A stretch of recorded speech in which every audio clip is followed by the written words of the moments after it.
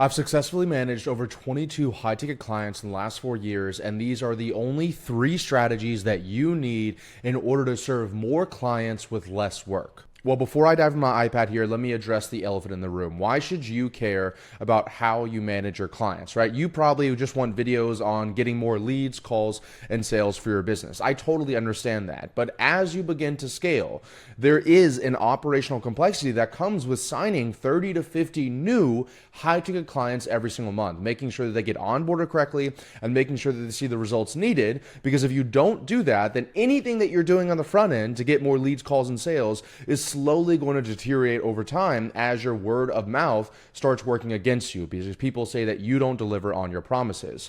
I also want to drive a point home with a story here, which is that when I was in, I think a year or two ago, so 2022 or 2023, we were scaling rapidly, right? Between two of my portfolio companies, we were signing somewhere between 50 to 60 new high-ticket clients every single month. And what happened was we very quickly hit a limit on our ability to accept new clients. I hadn't built out some of the things I'm going to show you in this video here. And so my client success director came to me and said, hey, we have to pause acquisition immediately. And if you're watching this video and you're in marketing and you finally have done the thing that everybody talks about, which is solve marketing, solve acquisition, solve sales, then the absolute last thing you want to do is put a break on the entire thing, because now you are literally printing money. And so when he came to me with that, it was a really tough decision. Ultimately, I did make the decision to pause it because I knew, just like I told you a moment ago, that if I did not stop our acquisition and I did what a lot of these people online do and just kept on closing people even though we couldn't service them, then I knew that eventually I would come to regret that decision. So we paused it for 2 months, and that was really hard. It was difficult for me. It was difficult for my marketing team, my sales team, as we struggled to quickly put systems in place. And so since that happened, I have made it my goal in life to never have to pause marketing or sales again. And one of the ways that you can do that is by following these 3 steps here, okay? And I'm happy to say that we haven't ever had to pause marketing or sales, and now we can accept essentially an unlimited amount of clients every single month because of these systems. So let's dive into it. The first one I'm going to talk about is one of the most underrated tools that you have in your client success or client management pipeline. And it is something that we call the one-pager, okay? Now, what is the one-pager? Well, the one-pager is essentially a one-sheet document, so typically we put it on Google Docs, that the marketing team, the sales team, and the client success team all look at, reference, and understand at its core every single day. Because what's on that one pager is exactly who you serve, what you do for them, and what their understanding should be. Let me break this down a little bit further for you. So a lot of people, when they're trying to scale and they're starting to manage a lot of clients, what happens is you start to open up the market. You start to open up your total addressable market, and so that your ads convert better, so that you can have more leads and calls in the calendar. And so you start to close people that may or may not be dream clients. Now, in the beginning, this doesn't seem to be an issue because you're closing the deals, you collect that cash up front, and you're all humpty-dory.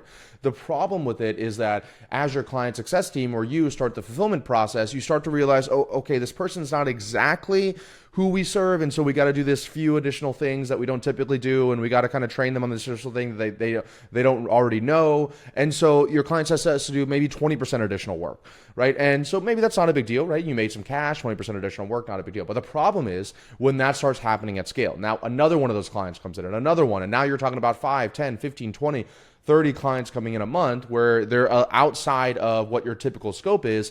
And now your client success team starts to really feel that burden. Your fulfillment team starts to really feel that burden.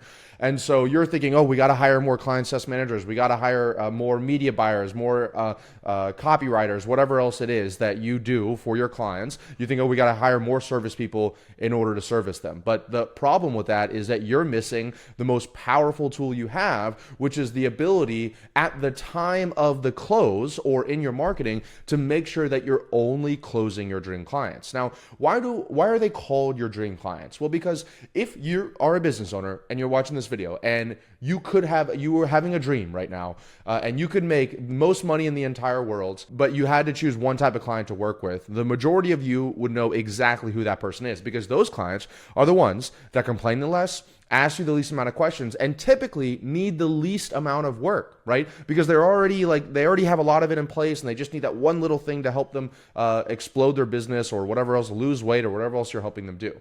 And so when you are thinking of your dream clients, my dream would be to make the most amount of money possible with the least amount of work possible. But most people think it's just a dream. Oh, it's just a dream. People say dream clients, blah, blah, blah. Or maybe you know what your dream client is, but it's not written down on a piece of paper for everybody to understand. And so that's why I created the one pager, because at the time we had, I think, 6 or 7 people on the marketing team. We had over a dozen people on the sales team. And so like for them to know exactly who we should be closing every single day without me clearly writing it down was kind of just a hope that I had. And so that's where I came up with the one pager, because I said, okay, let me look back on every single client that we've served in the past few years and who do we love working with?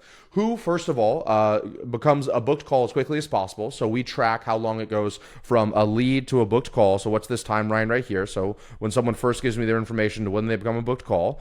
The other thing that we track is how long from when they actually take their call to when they close, right? So that's the who has the shortest time frame from that as well. And then the other thing we'll track is when they close to when they see a return on investment for us, right? And so we can track all these numbers here. And so instead of just guessing, oh, I think it's these people, I think it's those people, we say literally these types of clients are the ones that book calls the fastest, they close the fastest, and they see results the fastest. And so once you define exactly who that is, well, then you can actually write out that person in your one pager. And so, for example, a great example for us is we serve coaches, consultants, agencies, online service providers, course creators, et cetera, et cetera. So I'll just put consultants right here. And that's who we'll serve. So that's who we serve, right? They also need to be doing a minimum of 5K a month in the last 90 days inside of their business. So we'll put 5K a month right here. We know that anything below 5K a month, they don't close. They'll drag out for 3, 4, 5, 6, 7 months. We also know that they need a price point greater than $2,000 at the time of sale. So if they have a price point of $100, $200, $300, we can still help them. Once again, we can definitely still help these people, but it's like, okay, cool. Now it's going to be a longer time till they get a return on investment, or we got to totally change up their offer so that they can make more cash up front so they can see a return on investment faster, et cetera, et cetera. We also know specific countries that we like to work with that close the fastest. For example, in the United Kingdom, my data shows that they take on average 7 times longer to go from a lead to a call than the United States. So I'm not saying that we definitely won't serve them, but I'm saying that whenever we're looking at creating marketing campaigns and running ads and creating content, well, maybe we just won't target the United Kingdom and we'll just let those people come in organically. So these are all examples of who we serve. I've written this down. The marketing team can look at it every time they're doing an email blast. We're creating a social media post. We're running an advertising campaign. The sales team can look at it before they close a deal. So for our sales team, legitimately, before they're submitting a deal in for a deal's close, they have to check a box that says that this person matches the one pager. And we actually go over this one pager on the call with our clients. So that's who we serve. And then there's also what we do. Now, I'm not going to go too in depth on this video here for what we do for our clients, but in essence, we help them build a personal brand that helps them attract high ticket clients so they can charge more money, take home more profit, and become an industry leader. So we write out exactly what we do and what they do. There's total clarity before they even hand us a dollar. So that way, as soon as they get started, they're not going to come in and say, oh, Bob on the sales team told me that we're going to do all these things over here, and you're telling me we have to do all these things over here. So not only when you do that are you going to be on a back foot, but also you could actually end up with a chargeback, a refund, something really bad like that. So you want total clarity and consistency, cohesion between your sales and your marketing team. So then you have to essentially describe what. I'm just going to say make more money, just to make it easy on this one. But you're going to go way more in depth on your one pager. And then we added this additional section about a year ago, which is the understanding section. Now, what is the understanding section? The understanding is essentially that we have one in ours that says that the client understands that although we do get it right the first time a lot of times, sometimes we make mistakes. And if we do make a mistake, we will work as quickly as possible to make it right again. Now, why do we write that inside of there? Because sometimes we've closed clients who were just, from day one, they got on a call. It's like any tiny detail that's not like perfect. They're laying into our sales team, or our marketing team, or our appointment center. Oh, blah, blah, blah, blah. And so yeah, I'd say maybe 3-4 years ago when I was just starting out, I might have been like, well, whatever, we need money, but I don't necessarily need the money anymore. So I don't want to put my team through those kind of people. I just don't want to work with those people. I don't want to attract those people. So if we find somebody who's being a you-know-what essentially on the sales and marketing process, we just won't close them because we know that that's going to totally translate over into the client success process, and that's just not worth the money. Your happiness does have a price. And so that person, you're essentially saying, oh, well, this person pays me $5,000. I'm not going to be happy, but at least I made $5,000. So you're saying your happiness is worth $5,000. And then if you're saying it's $5,000 for 3 months, you're saying your happiness, your unhappiness for 90 days is worth $5,000, right? So that's why having an understanding of who you want to work with is really important. Now, if you're not at the level where you can say no to clients, I totally get it. Some of you might just need to make money tomorrow. So you don't have to go into that understanding section, but I think it would be healthy to even have it there just so you could even cover that with the clients on the sales call itself. And this strategy here, the first one of the 3 I'm talking about, will easily allow you to double the amount of clients that you take, because let's just run some rough numbers here. Okay. So let's say that on average, you look back and, you should be able to do this numbers, but let's say that you have a client success team. And so on average, you say that your client success team can take, let's say 30 clients per client success manager. Okay. And that's what you've done for the past year. That's pretty typical. You can definitely do more than that. You can do less than that, but let's say every client success manager is 30 clients. And let's say you pay your client success manager $7,000 a month, right? Just for easy numbers. So we'll make it simple here. Okay. So you can do that math to figure out what 7,000 divided by 30 is.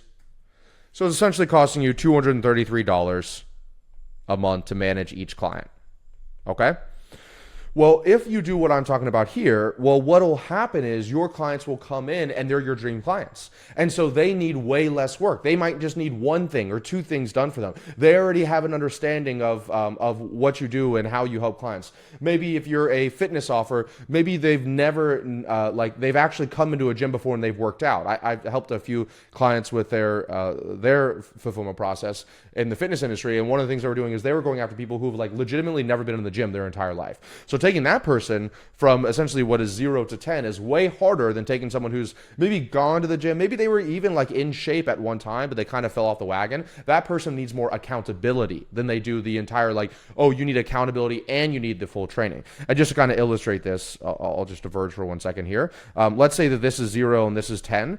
10 being where your client's dream state is and 0 being the exact opposite of that. So in this example here, let's just say this person is fat, they're 100 pounds overweight. Oh, I always put a $sign anytime I write numbers. You can see what's on my mind. 100 pounds overweight. And then this person has a 6-pack abs. Okay. And we'll say this person has never been to the gym in their life. So I'll just put gym line. Okay.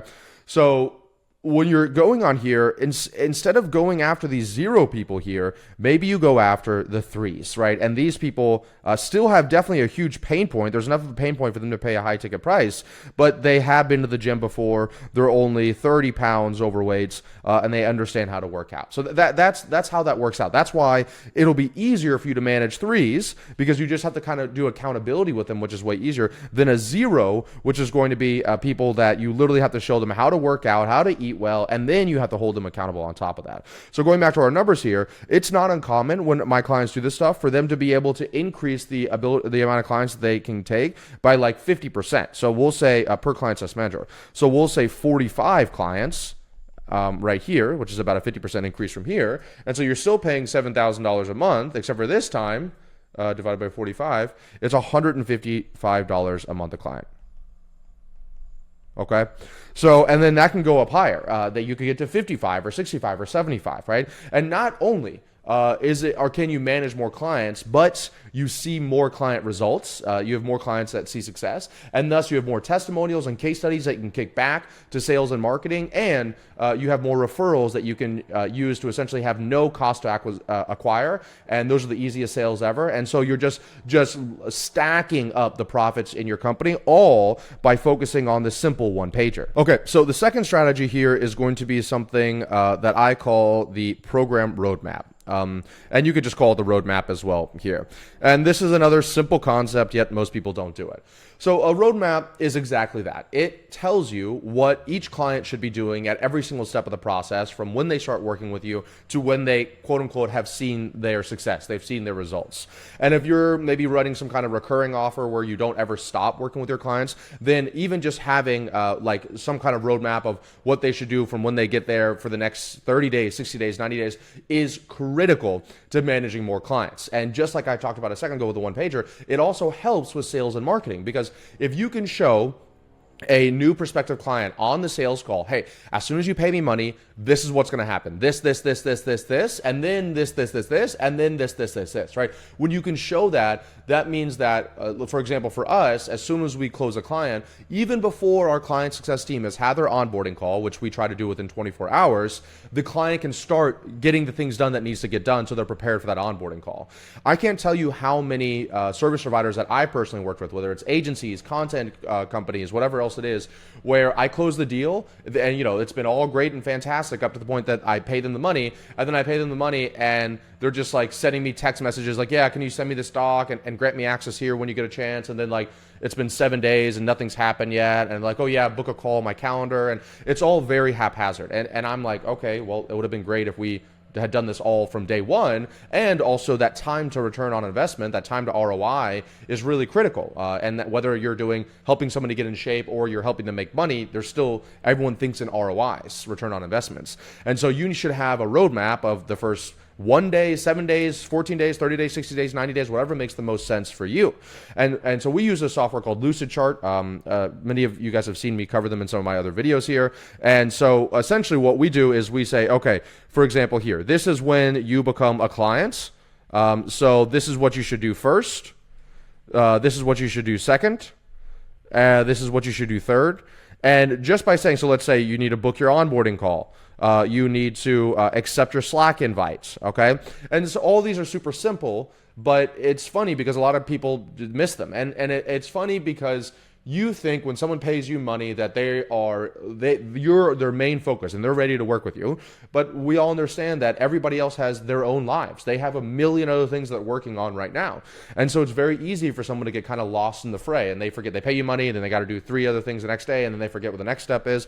And so you want to create something as simple as just a roadmap that shows somebody step 1, step 2, step 3. Another really great part of it is if you put timelines on it. So you could literally say, okay, by the end of the first day, so 0 to 1 day, you should have already booked your onboarding call, accepted your Slack invites, and sent us a message or watched the welcome video or something like that. And so just by giving that timeline there, now we're starting to be able to mold the client journey so they can see success in the quickest time frame possible. Now, why should you even care if someone sees success in the quickest time frame possible?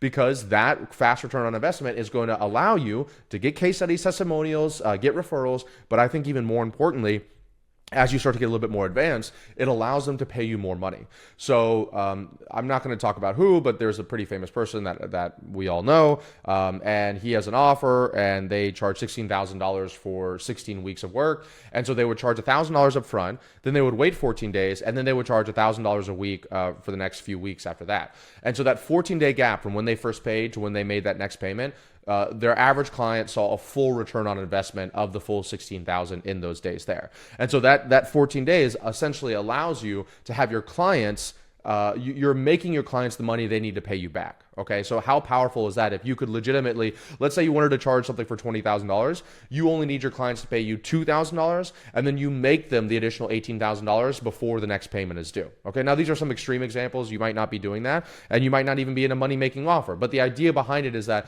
the faster you can get your clients a return on investment, the faster they can then spend more money with you. So there's a selfish incentive in here for you, because then you can start to have 20%, 30%, 40% of your sales be what's known as back-end sales. And a lot of people, like I said in the beginning of this video, focus on front-end sales, client acquisition.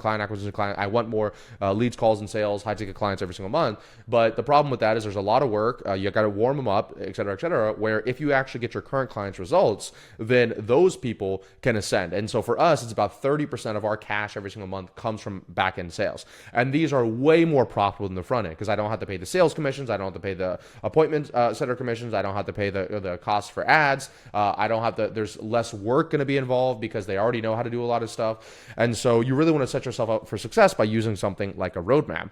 The other thing that we use in a roadmap, which is really cool when we're building with our clients, is we color code it. And so we say, hey, anything that is colored in right here, this is stuff that you do. And then anything that's empty this is stuff that we do.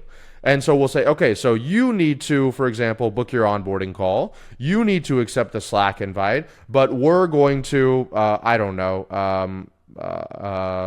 write your one pager for you. Okay. So we're going to do that for you. And so now we're starting to get even clearer with what they're doing and what we're doing, which is another big question people have in the sales calls. What should I be doing? What are they doing? Like what's the understanding? And so now there's no guesswork of it whatsoever. And this also helps with the client success process because your sales team can't overpromise in the sales call. Oh, we'll take care of that. No problem at all. Yeah, no, we'll do all of that for you. And they get on the inside, and that's not the case at all. And that's why showing them this on the sales call is also super helpful, right? So you can legitimately show them a full roadmap of the first 1 day, 7 days, 14 days, 30 days of everything that they're going to need in order to work with you. And you can break this down in multiple different ways. And the final caveat I'll show you, or the final piece I'll show you about the roadmap is it shouldn't be too strict in the sense that, you know, as much as you want to keep people on this one pager, which by the way, if you have a one pager, it makes it easier to make a roadmap. If everybody's coming in 10 different starting locations, 10 different starting avatars, it's almost impossible to do that. But if you are able to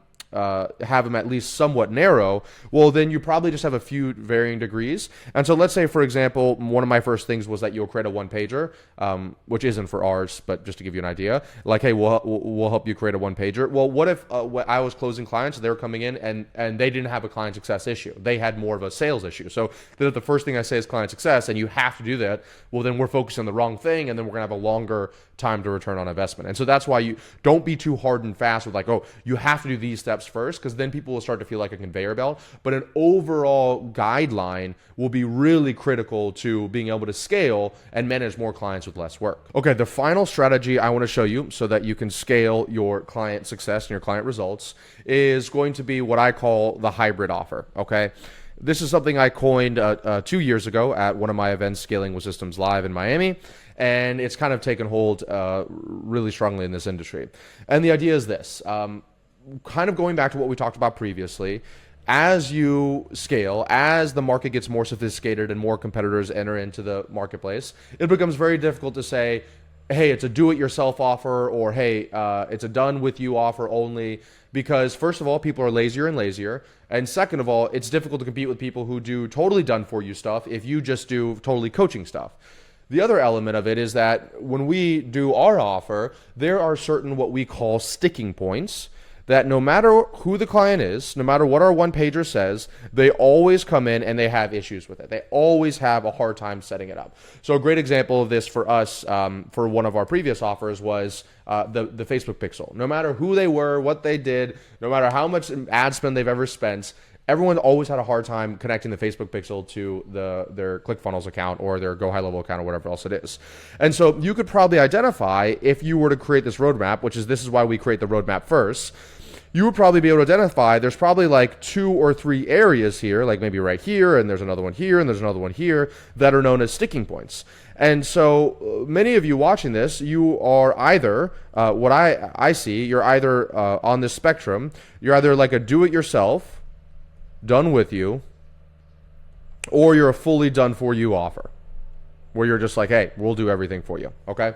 And so the hybrid offer is when you're a little bit more in the middle of it. And that's when you say, hey, it wouldn't make a lot of sense for us to do this for you. So let me think of a good example of this. What would be a good example? Okay, a great example of this for one of our previous offers was filming the ad videos themselves. So we used to give our clients ad scripts and we'd say, hey, you shoot these ads and we're going to edit them, et cetera, et cetera. And so we'd give them to the clients and they'd be like, oh, well, can you shoot it for us? Or, hey, can you hire a UGC creator for us or whatever else it is? But the problem with that is that, you know, you need to build trust with your audience as the founder. And then if we did go find a UGC creator, that's going to add so much time to our roadmap here, and it's going to lengthen out that time return on investment. And so instead we say, hey, we're going to do everything except for the filming of the videos, you got to do those filming of the videos. And so that was one of the things that we gave them that was done for you. But then everything else, that was do it yourself, but everything else was done for you. So one of the other sticking points was editing videos. Our clients would have a hard time editing their videos. That would always get bottlenecked with it. And so what we just say, okay, we'll edit the videos and you just shoot the videos. We'll script the videos, you shoot the videos. So if I were to draw this out here, I'll just draw this in here. We'll say black is we do for you. So we'll write the ad copy, and then it goes to gold, which is then you film the ads, and then it goes back to black again where we will edit the ads, okay? And so the nice thing about this hybrid offer here is instead of us telling our client, hey, you do everything yourself, by yourself, and we're not gonna help you at all, and then there's all these sticking points, it's not as competitive, and instead of us saying, hey, we'll do everything for you, we'll hire a UGC creator, et cetera, now we gotta do a lot more work, there's this hybrid blend where we do some of the work and they do some of the work. And so once you create this program roadmap here, you should be able to identify what are the sticking points for the clients. What can they do? What can I do? What can we help them with, et cetera, and start to decide this you do, we do section here that turns you into a hybrid offer. Now, many of you are saying, Ravi, I don't want to add done for you elements to my offer. That's totally fine. What you can start to do is you can start to figure out, okay, maybe I don't want to do it for my clients, but they don't want to do it. So what else can I do? Well, what if you introduce them to contractors that could do the work for them? What if you created some kind of AI tool or introduced them to an AI tool that could do the work for them? So it doesn't mean necessarily that they have to do the work themselves. It means that somebody else, they just want somebody else to get the work done for them. So when you're looking at this, well, let's say going back to these numbers that I talked about previously, if you are a done-for-you offer, you could probably only manage 30 clients at a time before you start to hit the capacity here. But what if you started to add in some of these hybrid elements where you started having some clients do some stuff on their own? Well, now you'd be able to increase that number of clients from 30 to 45 or 30 to 60, right? And it also goes the other way as well, okay? So let's say that you were doing 45 clients because it was a totally do-it-yourself, done-with-you offer, and you actually added in elements of done-for-you so that your clients would see more results. Well, you might think that you would go from 45 to 30, that all of a sudden you'd be able to take less clients. You're like, Ravi, that's the wrong direction. But what we've seen is that's typically not the case, because what happens, especially in our industry, is that clients come in, they start going along the process. So they do step 1, step 2, step 3, step 4, but then they get stuck on step 4.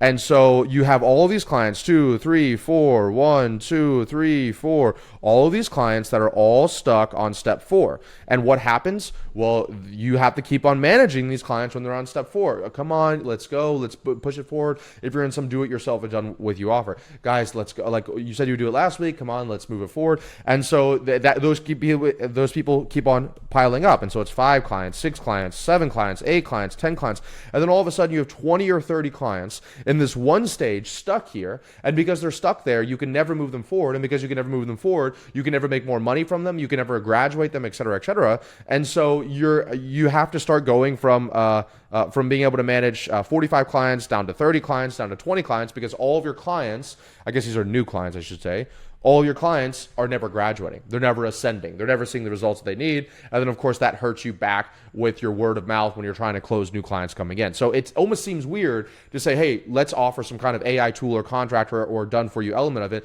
because wouldn't that make it harder to scale? But in reality, it'll help people. It'll grease the wheels. It'll move people through the process faster, which you want to do so you can either graduate them and get them out of your company so that you can start taking on the next person. Your client success team isn't bogged down, or so that they can see the results, and then you can start collecting more money from them from some kind of back-end or ascension offer. If you're struggling with scaling your business, maybe even in the area of client success or onboarding or operations or recruiting, be sure to go down below and book a call to speak with myself or one of our team members so that we can help implement all of these systems for you so you don't have to do the guesswork. And if you want some more training on how to optimize the entire client success process, be sure to watch this video on your screen now.